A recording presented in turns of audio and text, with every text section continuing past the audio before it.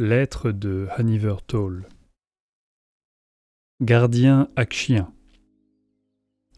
Si je ne suis pas favorable à l'assouplissement de nos mesures de sécurité, il me semble que la fermeture de la station de pompage 37 et l'élimination des ghouls nous aient permis d'éradiquer la source principale de la malédiction du sang réal à Amerol. Le roi gardien, Zruft, a supervisé la destruction des infectés qui ont échappé à notre première purge. Et nous ne pouvons désormais qu'espérer que les cargaisons envoyées aux croisés de Verdia ne provoquent pas une deuxième épidémie en Guiran.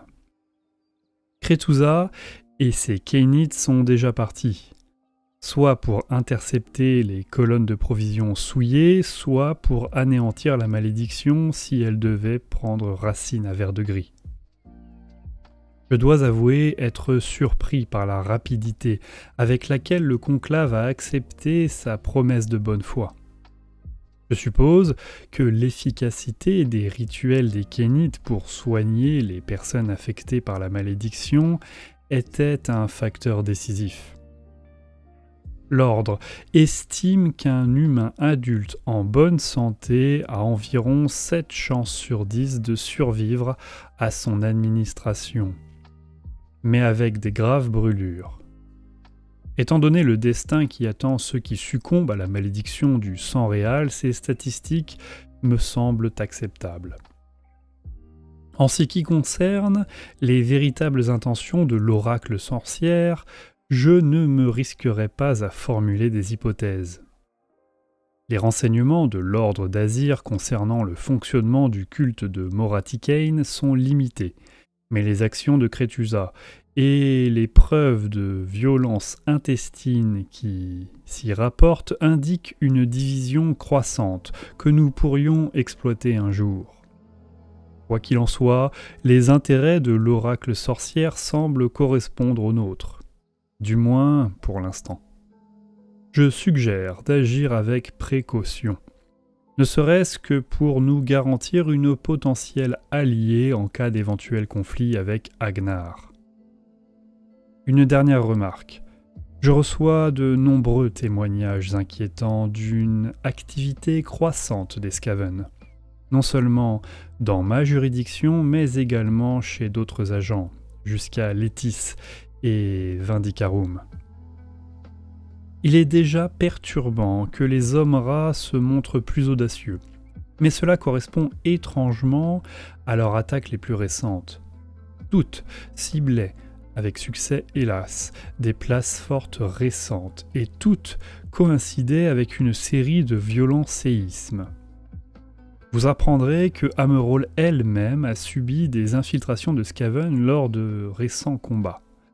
Je suis conscient que nos ressources sont déjà limitées, mais selon moi, l'ordre devrait en rediriger une partie vers des enquêtes à ce sujet. Bien à vous, dans la foi et la détermination.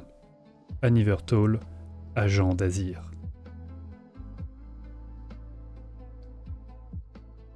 La colère de la reine de l'ombre. Ces traîtres osent envénérer une autre, siffla la reine de l'ombre, dont les anneaux frémissaient d'une fureur mal contenue. Ils osent refuser notre splendeur, je devrais les chasser et dévorer leur cœur. Allons, du calme, s'emporta Moratikane. Pour l'instant, cette Kretusa n'est qu'une épine dans notre pied. Une action irréfléchie n'aura pour effet que de faire d'elle une martyre. Nous n'avons que trop donné d'importance à ces sorcières messagères. Ne sont-elles pas des adoratrices égarées d'une puissance qui a disparu depuis longtemps ? Tu permets à ce blasphème de se répandre ? C'est de la faiblesse. Notre ennemi le remarquera. Moratikane soupira. Il existe bien des formes de faiblesse. C'est assez pathétique, non ? De paniquer face à la seule éventualité d'une remise en cause de notre autorité. Quel message cela envoie-t-il ? Non, nous devons faire preuve de patience. La reine de l'ombre plissa les yeux. rempli de haine. Moraticane lui rendit son regard en levant un sourcil. Quelque part dans son esprit, elle se rappela vaguement que cette chose faisait partie d'elle. Elle n'était pas une usurpatrice. Il était désagréable de se rendre compte que, à un certain degré, elle était capable d'une telle impulsivité. « Je ne suis pas arrivée ici en sous-estimant mes ennemis, dit-elle. D'une manière ou d'une autre, l'oracle sorcière a échappé à mes moironnets et a même rallié d'autres membres du culte à sa cause. Je découvrirai comment elle échappe à mes pièges et la cause qu'elle sert véritablement. Et ensuite, si je décide qu'elle peut m'être utile, j'en profiterai. Sinon, eh bien, tu pourras étancher ta soif de sang. »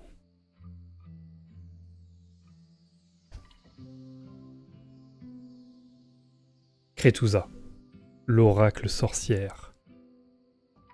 L'elfe ailé qui se fait appeler oracle sorcière prétend être l'émissaire d'une déesse oubliée, dont elle posséderait un fragment de l'essence divine afin de guider son peuple vers sa destinée.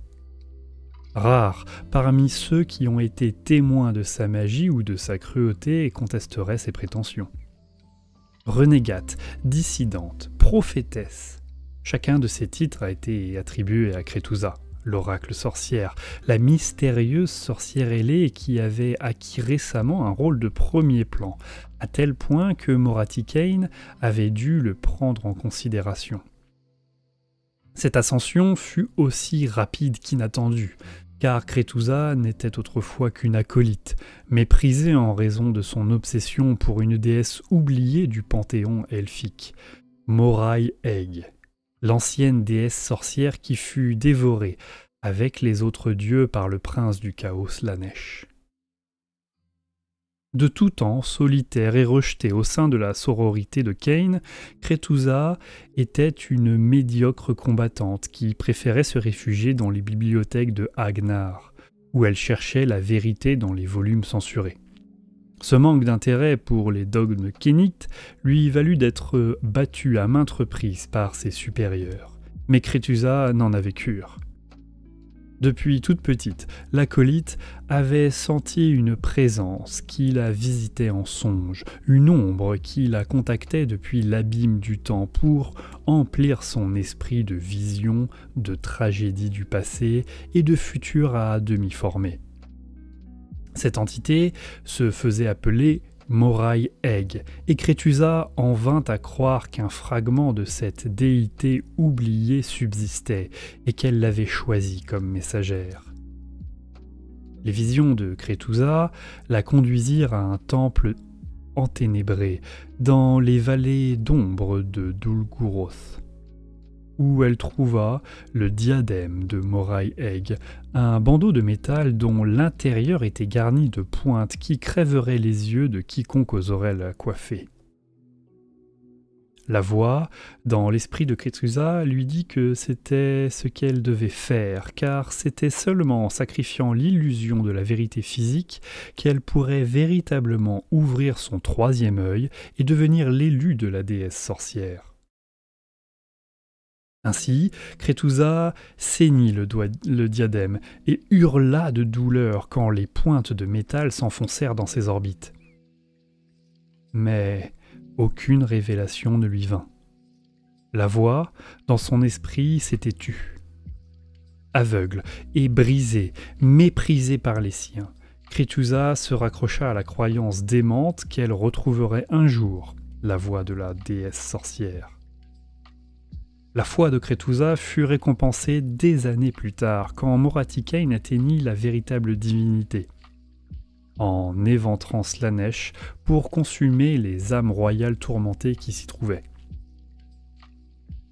Au moment de son apothéose, elle forma brièvement un lien entre le prince du chaos et les royaumes mortels, par lequel s'échappèrent des fragments de divinité, dernier vestige des orgueilleuses entités dont Slaanesh s'était repu lors de la destruction du monde qui fut.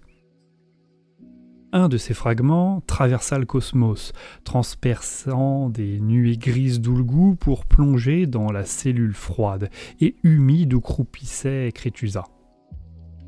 Hurlant et se débattant, elle s'éleva dans les airs, sa chair se distendant et se déchirant pour révéler 2 ailes aux plumes noires de jet, tandis qu'un torrent de nouvelles images inondait son esprit.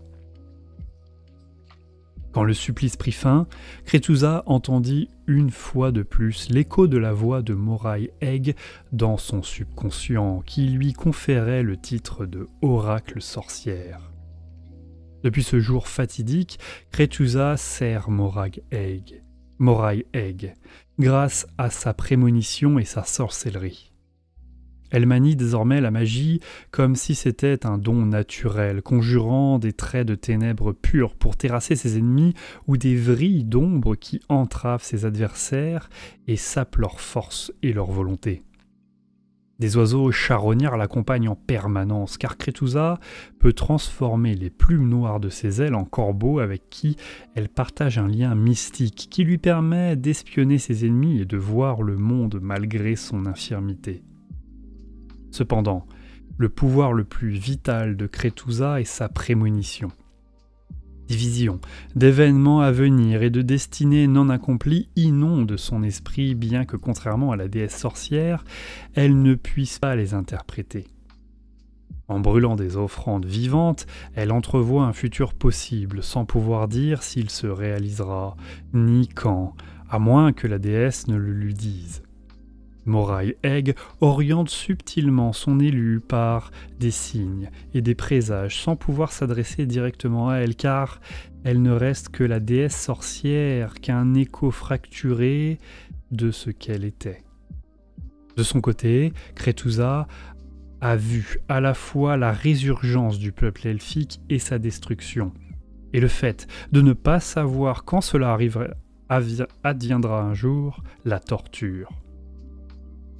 Mais sa foi en Moray Egg l'a déjà récompensée une fois. Et elle la servira inconditionnellement, quelle qu'en soit l'issue.